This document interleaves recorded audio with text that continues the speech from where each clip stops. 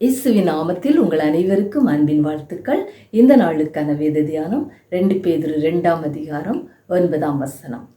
கர்த்தர் தெய்வ பக்தியுள்ளவர்களை சோதனை நின்று ரட்சிக்கவும் அக்கிரமக்காரரை ஆக்கினைக்குள்ளானவர்களாக நியாய தீர்ப்பு நாளுக்காக வைக்கவும் அறிந்திருக்கிறார். இது நம்ம 2 பேரை பார்க்கிறோம். ஒன்று தெய்வ பக்தி உள்ளவர்கள், இன்னொன்று அக்கிரமக்காரர். அவர்கள் ஒவ்வொருத்தருக்கு தேவன் என்ன வைத்திருக்கிறார் என்பதை பார்க்கிறோம். சோதனை வருகிறது. சோதனை வரும்போது ஆனால் தெய்வ பக்தி உள்ளவர்களை தேவன் ரட்சிக்கிறார் என்பதை நம்ம பார்க்கிறோம். அக்கிரமக்காரருக்கு என்ன வைக்கப்பட்டிருக்கிறது? அவர்களுக்கு ஆக்கினை தீர்ப்பு வைக்கப்பட்டிருக்கிறது. அவர்களுக்கு அது மட்டும் இல்லை, நியாய தீர்ப்பு நாளுக்காக அவர்களை வைத்திருக்கிறார். இப்போ நம்ம தெய்வ பக்தியில் வளர்கிறவர்களாக காணப்பட வேண்டும்.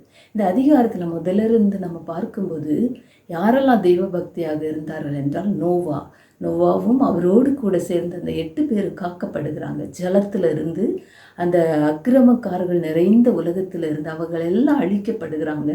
நோவாவும் அவரோடு சேர்ந்த 8 பேரும் காக்கப்படுகிறாங்க.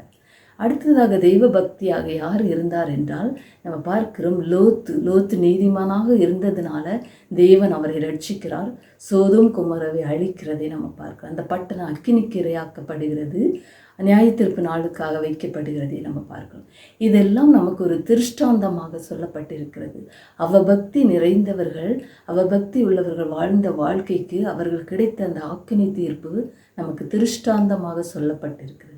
அப்படியாக நம்ம இல்லாதபடி, நம்ம அவபக்தி உள்ளவர்களாக அக்கிரமக்காரராக இல்லாதபடி நம்ம ஒவ்வொரு நாளும் தெய்வ பக்தியில் வளர்கிறவர்களாக, தேவனுக்கு பிரியமான வாழ்க்கை வாழ்கிறவர்களாக இருப்போம். ஏனென்றால் அதில் 3வது வசனத்தில் சொல்லப்பட்டிருக்கிறது, அந்த அக்கிரமக்காரருக்கு பூர்வ காலம் முதல் நியமிக்கப்பட்ட அந்த ஆக்கினை அழியாதான். அது மட்டும் இல்லை, அவர்களுக்கு நியமிக்கப்பட்ட அந்த அழிவு உறங்காது என்று சொல்லப்பட்டிருக்கிறது. ஏனென்றால் அது நித்திய காலமாக அந்த அழிவில் அவங்க பாதிக்கப்படுவாங்க. அந்த அக்கினி கடலில் அவங்க தள்ளப்படுவாங்க. நித்திய காலமாக அந்த வேதனைக்குள்ளே இருப்பார்கள் என்று சொல்லப்பட்டிருக்கிறது. அப்படியாக நாம் இல்லாதபடி நாம் ஒவ்வொரு நாளும் தெய்வ பக்தியில் வளருவோம், தேவனுக்கு பிரியமாக வாழ்வோம், ஆசீர்வாதங்களை பெற்றுக்கொள்வோம். தேவன் நம்மளையும் சோதனை நின்று ரட்சிக்க வல்லவராயிருக்கிறார். தேவன் தாமே உங்களை ஆசீர்வதிப்பாராக. ஆமென்.